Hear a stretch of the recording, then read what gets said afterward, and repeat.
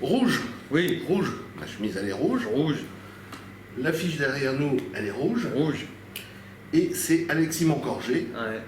qu'on retrouve, que je retrouve 2 ans après. Bah oui, c'est ça, c'était il y a... Oui, 2017. 2017, c'était pas le même théâtre, cette Non. fois c'est au théâtre C'était pas loin, Montparnasse. mais Oui, on reste dans le même quartier. oui. Ouais, mais c'est plus le même jauge.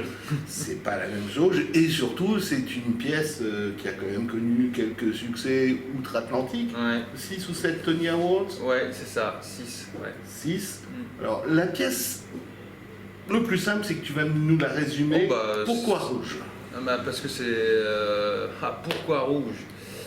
La pièce, c'est l'histoire de Mark Rothko, qui est un grand peintre américain des années 50-60 du courant expressionniste abstrait. Alors avec Jackson Pollock, William de Kooning et tant d'autres, Smith, Newman, Motherwell. Et ben Pollock vient de mourir et du coup Rothko est l'homme du moment qui est le plus au top quoi. Et il reçoit une commande pour il y a un nouveau building qui se crée, on est à la fin des années 50, il y a un nouveau building qui se crée et on lui fait une commande de fresques murales pour faire l'ornementation d'un restaurant de luxe qui sera au rez-de-chaussée de ce building. Et c'est la commande murale la plus prestigieuse qu'aucun peintre américain n'ait jamais reçue, même peut-être dans l'histoire de l'art. Et du coup, il y a 3 ans de travail et il va engager un assistant pour l'aider. L'assistant, c'est moi. Et c'est Ça, Ken, je crois, c'est ça? Ken, ouais, l'abréviation de Kenneth. Et en fait, pendant ces 3 ans qui vont se passer, il y a une très belle relation qui va se nouer entre le maître et l'élève. Ça va se transformer en relation père-fils. Et surtout, il va le mettre face à ses contradictions, ce jeune homme. Donc ça parle aussi bien de la place de l'artiste dans la société, de la société de consommation qui empiète sur le monde de l'art, sur les générations qui passent et les générations qui se succèdent et qui doivent tuer les précédentes pour pouvoir éclore. Ça parle de tout ça. Est-ce que ton personnage a vraiment existé? Non, c'est un personnage fictif. Donc ça parle d'une situation réelle, qui est la commande 6 grammes. Et parce que on peut le dire à ceux qui nous regardent. Ce qui s'est passé, c'est que Rothko a fini ses œuvres, les a livrées au restaurant en question. Il y est allé dîner avec sa femme un soir. Il est rentré, ça l'a insupporté de voir qu'en fait, il a décoré juste une salle à manger de plus pour les super riches. Et le lendemain, il appelle le fameux Philip Johnson, qui a construit l'architecte, qui a construit le building, en lui disant écoute, tu me redonnes mes tableaux, tu reprends ton pognon et on est quitte. Et il en a fait cadeau au musée d'art moderne de Londres, de cette fameuse série des Seagram Building. Le rouge, en fait, il est omniprésent. Quand Oui. on arrive dans la salle, les toutes premières secondes, minutes, il y a un tableau qui descend, un tableau rouge. Il y en a d'autres après qui apparaîtront au fur et à mesure de la pièce. D'autres, c'est pas des tableaux, c'est des parts du triptyque. C'est un triptyque? Non. Non, c'est une série de au moins 30 tableaux. Ah, oui, oui. Oui, mais le rouge, en fait, c'est à l'époque où dans la vie de Rothko où ça se passe, le rouge fait partie intégrante de son travail. Il a eu plusieurs cycles et en fait, il a commencé, c'est ce qu'on appelle sa période color field paintings, une fois qu'il a quitté le figuratif et qu'il est devenu vraiment Mark Rothko avec ses espèces de triangles, de rectangles très colorés. Il était dans les couleurs très vives. Et plus ça s'est avancé dans sa carrière, plus le rouge s'est tamisé et a tendu vers le noir, jusqu'à sa dernière œuvre ultime qui est la chapelle Rothko à Houston, qui est là quasiment des monochromes noirs. Donc petit à petit il est passé du rouge et le noir a englouti son œuvre. Ce dont il parle d'ailleurs pendant le spectacle, il a très peur que le noir engloutisse le rouge, parce que le rouge c'est l'espérance, c'est ce petit bout d'espérance auquel chaque être humain se cramponne durant sa vie. Ce qui est étonnant, c'est que tu viens de nous dire qu'il était marié et on n'entend jamais parler de sa femme dans vos dialogues. Non, À aucun moment. Il était marié, il avait des enfants et figure-toi que à la fin de sa vie, il vivait même plus chez lui, il vivait dans son atelier. C'est un personnage très spécial, hein. C'était un réel esthète, c'était un homme qui plaçait son art au-dessus de tout, l'importance de son art. Et comme il le dit, c'est un personnage qui était intransigeant aussi, mais d'abord avec lui-même. Donc il fallait qu'il soit ultra cultivé. Il le dit, un artiste, ça doit être cultivé, parce qu'être cultivé, c'est savoir où on se situe par rapport à l'évolution du monde et de son art. Donc ce sont des choses qui peuvent être très, pour nous aujourd'hui, qui peuvent faire peur en se disant, oh là là, qu'est-ce que c'est que ce mec qui va nous bourrer le crâne? Mais en fait, ce sont des choses très justes et très belles qu'il essaye de passer. C'est aussi un passeur, ce mec-là. Ce qui est curieux, c'est que plus j'entends ce que tu me dis, plus je vois le parallèle avec pas ton personnage, Oui. mais avec ton partenaire, Nils Arestrup. Mais oui, mais alors ce qui est très beau dans ce projet, hein, parce que c'est une magnifique aventure qu'on est en train de vivre, Nils, moi et toute l'équipe, c'est qu'évidemment, je pense que Nils, dans sa carrière, il en est à un niveau où il a tout joué, il a tout vu. Quand il a reçu ce texte, ça fait 1 an et demi qu'ils sont dessus avec Lippmann, qu'ils ont envie de le défendre, de le monter, ils se sont donné le temps. Aujourd'hui, on n'a plus le temps de rien. Et ce que fait Rothko au début du spectacle, c'est qu'il dit on va prendre le temps ensemble, aux spectateurs qui sont là. On va prendre le temps pendant 1h30 que je vous parle, que vous viviez. Et ça va être un ping-pong à 3, à 4 même, avec les tableaux qui sont là autour de nous. Et cette question de temps, elle est primordiale dans l'œuvre de Rothko. Quand on ne peut pas se mettre devant un tableau de Rothko et le juger en 2 minutes et puis passer là, ou faire une photo comme le font tous les touristes asiatiques quand ils viennent. Moi j'étais à l'orangerie j'étais voir le Monet à l'orangerie, les nymphéas, c'est terrible, ils sont tous là, ils se prennent en selfie, ils se barrent. Non, il faut prendre le temps. Aujourd'hui on n'a plus le temps de rien. Alors aujourd'hui on est une génération qui zappe, ça parle aussi de ça. Et Rothko, il nous dit de prendre le temps, que tout ça, ça prend du temps. Le temps, c'est curieux c'est un mot qui revient tout le temps dans ta conversation. Oui. Donc est-ce que toi tu es aussi, tu as un côté esthète, tu connais bien tous ces peintres dont on parle dans la pièce, on parle d'Andy Warhol bien entendu, qui est peut-être celui qui est le plus connu de tous en France. Oui, parce qu'en fait, ce qui est arrivé, c'est que ceux qu'on foutu dehors, les expressionnistes abstraits qui représentent Rothko, Pollock, Motherwell et les autres, c'est le pop art qui arrive au début des années 60. Et la figure de proue du pop art, c'est Andy Warhol. Mais il y en a d'autres. Il y a Lichtenstein, il y a Rauschenberg, il y a Frank Stella, il y a Jasper Jones, il y en a plein d'autres. Et moi, je ne connaissais pas tout ce monde-là avant d'être pris sur le projet.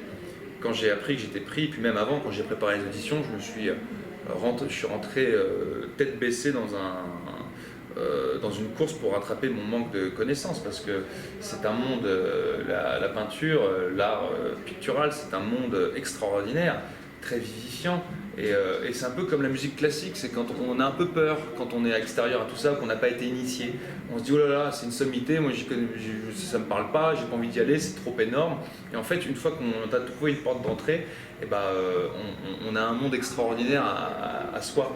Et j'ai passé 6 mois là dans des musées, dans des livres, à découvrir, à m'instruire et à rencontrer ces peintres et ces peintures.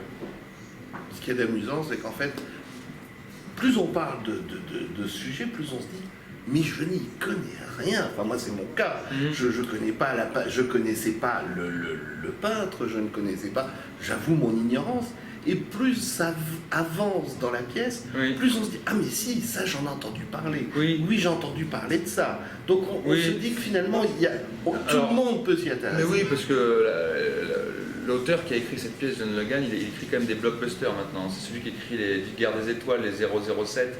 Donc c'est un mec qui sait écrire et qui sait faire de l'entertainment pour la masse, pour que ça parle à tout le monde.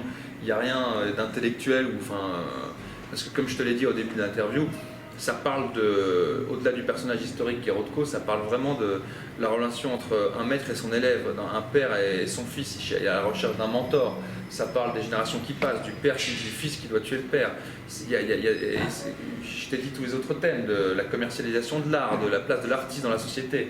Ça parle de tout ça. Je sais plus Tu parlais des artistes dans la société, on parlait de la salle, ta question, qui ne connaissait pas obligatoirement. Ah ben voilà, c'est ça, merci. Je reviens, Ken, mon personnage, c'est un peu les yeux du spectateur quand il arrive dans l'atelier de Rothko au début. C'est-à-dire que c'est une fleur qui va s'épanouir au fur et à mesure du spectacle, mais au début, c'est une graine, il n'y connaît rien, il ne sait rien du monde, il ne sait rien de l'art dont il est passionné. Et il va rencontrer un mentor qui va le nourrir et qui va lui faire comprendre qu'il faut qu'il y aille aussi et que c'est à lui aussi bien en tant qu'artiste et que spectateur, de rentrer en... On ne peut pas être que passif quand on est spectateur. Quand on va au théâtre, quand on va au cinéma, quand on regarde une œuvre, un tableau, quand on écoute de la musique, on n'est pas juste passif Non, il faut aussi rentrer en interaction avec l'œuvre. Et c'est ce que dit Rothko. Et ça, c'est très beau, c'est très fort. Et c'est ce qui se passe au théâtre. Le spectacle vivant, c'est ça qui est magnifique. C'est qu'en face de soi, on a quelque chose et on est amené à participer. Et cette pièce, pour ça, elle est magnifique parce que c'est un ping-pong à 3, à 4 avec les tableaux, comme je te disais. Et Ken, mon personnage, c'est un peu, quand il rentre dans l'atelier, c'est un peu le spectateur. Il connaît rien comme spectateur et puis il va grandir et le spectateur va grandir avec lui. Et puis au bout d'un moment, il va confronter Rothko face à ses contradictions parce que c'est un être humain. Et il a aussi des contradictions et il va tuer le père. Je vais faire une pointe d'humour. Tu dis qu'on va grandir, mais moi j'ai plutôt l'impression de revenir en enfance en me mettant à ta place en me disant « Oh, jouer avec de la peinture comme ça, en mettre partout » parce que vous terminez quand même, il y a de la peinture un peu partout. En fait, c'est un atelier, donc l'atelier c'est l'intérieur du peintre en général, c'est le moi du peintre. Et c'est très beau parce qu'on est dans cet atelier et c'est un lieu de travail. Ça, il le dit dès le début. Et on fait que travailler on n'est pas que en train de discuter. Moi je passe mon temps à préparer des peintures, des mixtures, à tendre des toiles, à préparer des châssis. Voilà, il y a de la poussière, il y a de la sueur, il y a tout ça, c'est réel, c'est du concret. Et quand tu joues avec Arestrup en plus c'est magnifique parce que ce mec là il est sincère et naturel au possible quoi. Et donc il faut que tout ça, faut que ce soit dans la vérité. Et donc Nils et moi on a travaillé dans un atelier pendant quelques jours pour apprendre ces gestes primaires de base pour pas passer pour des amateurs complets. Donc tout ça est très vivant. Voilà. Le décor est, je dirais, immense en général. C'est un décor et là on a tout l'arrière de la scène. Ils ont libéré la cage de scène, donc c'est un plateau immense, donc chaque déplacement, moi je trouve ça magnifique. T'as le mur arrière du théâtre et tout, la cage de scène découverte, on est vraiment dans l'atelier, les murs du théâtre parlent aussi, je trouve que ça fait une acoustique spirituelle magnifique. Et de la musique. Et oui, parce que Rothko il peignait en musique, donc la musique qui est primordiale dans le spectacle. On entend. Alors au départ c'est plus de musique, je dirais religieuse, enfin ça ressemble au religieux. Oui, c'est ça, oui, parce que Rothko, vous voyez son art aussi, c'est un mec qui a étudié le Talmud, parce qu'il est juif, et il a cette relation, il était considéré dans le courant expressionniste abstrait comme le mystique de ce courant-là, parce que il plaçait son art au-dessus de tout et il travaillait en musique aussi, donc on voulait ce truc un peu...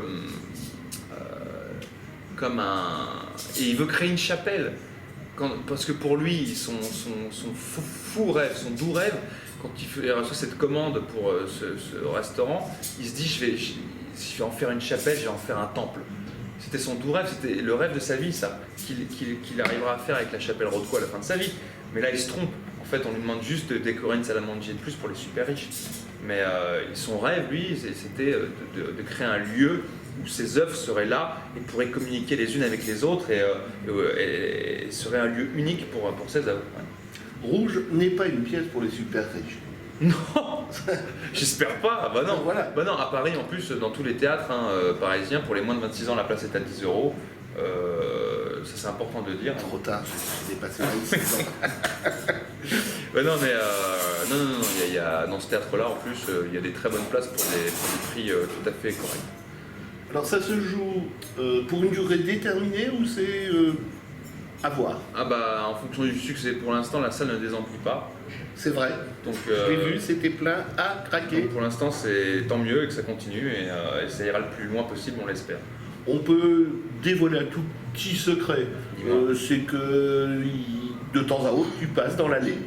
Ah oui, oui, ce qui est pas... le théâtre joue, mais voilà. Non, mais c'est un théâtre vivant. C'est un théâtre vivant et moi je fais mon entrée par l'entrée centrale parce que je viens du public. Voilà, c'est ça qui est important aussi. C'est que je viens du public, je suis l'œil, je suis les oreilles, je suis la bouche du public pendant tout ce spectacle. Alors on termine quand même par un y a un petit monsieur là qui s'appelle Jérémy Lippmann. Et une version française de Jean-Marie Bessé. Parle-nous un tout petit peu de ces deux-là, puisque c'est les deux pour l'instant. Si, t'as pas rappelé un peu de Lippmann. Oui, si, Jérémy, c'est lui qui m'a choisi avec Nils pour faire partie de l'aventure. Moi, j'ai eu un bonheur fou de travailler avec ce type. Je connaissais son travail avant de bosser avec lui. J'avais vu La Vénus à la fourrure, j'avais trouvé ça somptueux. Et Jérémy, c'est un mec que j'adore. C'est un enfant de la lune. C'est un mec qui s'autorise à rêver. Et c'est beau ça.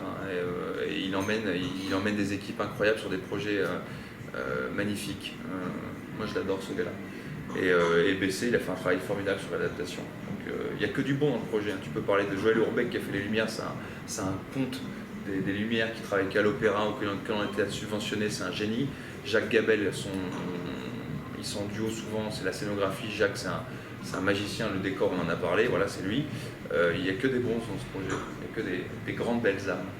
Il n'y a que du bon, il y a surtout un très bon acteur qui est à côté de moi, qui s'appelle Alexis Moncorgé. Il y en a un deuxième qui n'est pas devant nous, qui s'appelle Nils Arestrup. On ne peut pas dire que ce soit un mauvais non plus. Non, je trouve que c'est de loin le meilleur partenaire que j'ai jamais eu. Moi, je ne te connaissais pas de partenaire avant, puisque c'était un one-man. Donc, je peux pas dire... C'était dans ma tête, les personnes. Donc, c'est au Théâtre Montparnasse. C'est à 21h. 21h des matinées. La matinée le dimanche à 15h30. Et sinon, c'est du mardi au samedi, 21h. Voilà. On sait presque tout. Il ne reste plus qu'à leur demander à tous ceux qui nous regardent de venir prendre des places. Allez, venez, c'est chouette. En plus, vous serez accueillis par la directrice Myriam de Colombi, d'ailleurs, je peux le dire.